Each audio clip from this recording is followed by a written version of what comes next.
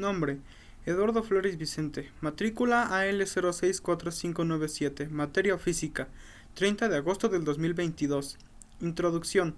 En este documento voy a contestar las preguntas planteadas en mi proyecto integrador.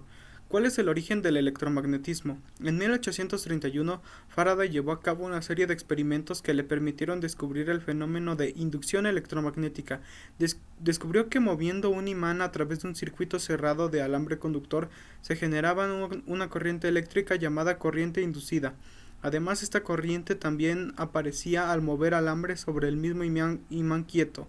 Faraday explicó el origen de esta corriente en términos del número de líneas de campo atravesados por el circuito de alambre conductor, que fue posteriormente expresado matemáticamente en la hoy llamada Ley de Faraday. ¿Cuáles son los tipos de imanes y cuáles son sus propiedades? Existen tres tipos de imanes clasificados de acuerdo con su naturaleza en imanes naturales. Estos están compuestos generalmente por mezclas de magnetita y otros minerales terrestres. Poseen naturalmente propiedades magnéticas. Imanes artificiales, permanentes y temporales. Estos son materiales sensibles al magnetismo que, tras ser frotados con magnetita, replican sus propiedades ferromagnéticas durante un largo periodo de tiempo, hasta eventualmente perderlas, a diferencia de los temporales que solo lo hacen por un breve periodo. Electroimanes. Son bobinas de alambre que se enrollan alrededor de un núcleo magnético hecho de un material ferromagnético como el hierro. Por las bobinas circula electricidad, generando un campo eléctrico y magnético a su alrededor. El núcleo magnético de hierro concentra el flujo magnético y hace un imán más potente. Este fenómeno dura únicamente mientras circule la electricidad. Explica la teoría del magnetismo. Para explicar el magnetismo se han desarrollado varias teorías, entre las que sobresalen las de Weber, Ewing y Ampere. Teoría de Weber.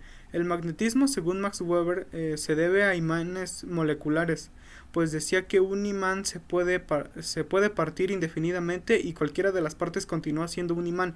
Incluso en tal partición se puede llegar a la molécula del imán, y ésta conserva sus polos magnéticos como característica fundamental de los mismos. Esta teoría establece también que el proceso de imantación de cualquier material ferromagnético consiste en alinear los imanes moleculares en filetes magnéticos, que antes de la imantación tenían direcciones aleatorias cada uno.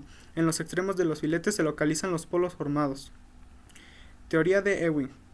Basado en experimentos, Ewing considera que los dipolos magnéticos moleculares no eran propiamente los que se movían orientándose al magnetizar un material ferromagnético, sino que en los materiales se formaban grupos de átomos con el mismo momento magnético del orden de 1017 a 1021, átomos localizados en regiones limitadas por otros grupos con momentos magnéticos diferentes, y que al magnetizar un material, los grupos se agrandaban y orientaban con el mismo campo que los inducía para magnetizar el material. A estas regiones se les denomina dominios magnéticos y son del tamaño de una partícula de polvo. Teoría de Ampere.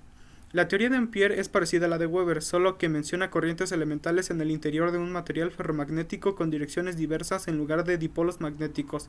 Magnetizar un material, según Ampere, significaba ordenar las corrientes elementales. El resultado de este ordenamiento es una corriente en la periferia de un imán de barra, por ejemplo, corriente que ocasionaba dos polos, de nombre contrario en los extremos de la barra. Actualmente se ha querido relacionar las corrientes elementales con los movimientos externos de los electrones alrededor de sus núcleos. La suma de las corrientes elementales en la misma dirección es una reja.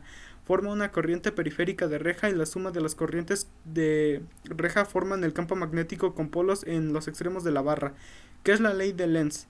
Esta plantea que los voltajes inducidos serán de un sentido tal que se opongan a la variación del flujo magnético que las produjo. Esta ley es una consecuencia del principio de conservación de la energía. La polaridad de un voltaje inducido es tal que tiende a reproducir una corriente cuyo campo magnético se opone siempre a las variaciones del campo existente producido por la corriente original, que es la ley de inducción de Faraday. Esta indica que la tensión inducida en un circuito cerrado es directamente proporcional a la velocidad con la que varía el flujo magnético que cruza una superficie cualquiera con el circuito como borde. Michael Faraday se basó en el principio de conservación de la energía. La hipótesis de Faraday era que si el flujo una corriente eléctrica podría generar un campo magnético, también sería posible que el campo magnético pudiera producir una corriente eléctrica.